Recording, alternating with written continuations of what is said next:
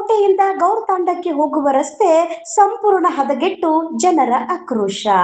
ನಮಸ್ಕಾರ, ನಾನು ಮಾಧವಿ ಲಾಖೆ. ಎಂಟಿವಿ ವೀಕ್ಷಕರಿಗೆ ಸ್ವಾಗತ.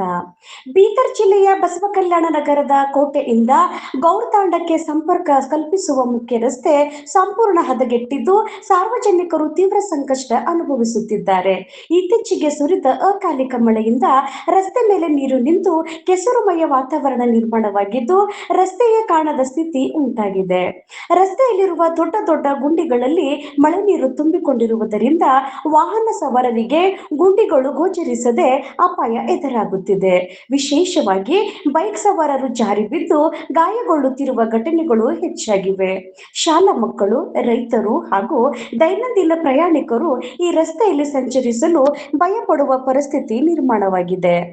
ಗ್ರಾಮಸ್ಥರ ಪ್ರಕಾರ ಹಲವು ವರ್ಷಗಳಿಂದ ರಸ್ತೆ ದುರಸ್ತಿ ಕಾಮಗಾರಿ ಕೈಗೊಳ್ಳದ ಕಾರಣ ರಸ್ತೆ ಸಂಪೂರ್ಣ ಹಾಳಾಗಿದೆ.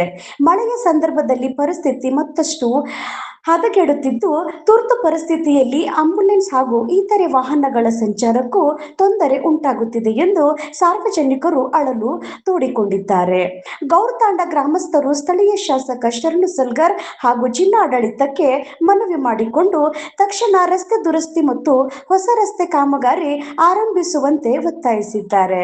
ಸಾರ್ವಜನಿಕರ ಸಂಚಾರಕ್ಕೆ ಅನುಕೂಲವಾಗುವಂತೆ ಶೀಘ್ರ ಕ್ರಮ ಕೈಗೊಳ್ಳಬೇಕೆಂದು ಗ್ರಾಮಸ್ಥರು ಆಗ್ರಹಿಸಿದ್ದಾರೆ. ವರದಿ ಮಾಧವಿ ಲಾಖೆ, ಎಂಟಿವಿ ನ್ಯೂಸ್ ಕನ್ನಡ. ನಮ್ಮ ನಡೆ ನ್ಯಾಯದ ಕಡೆ.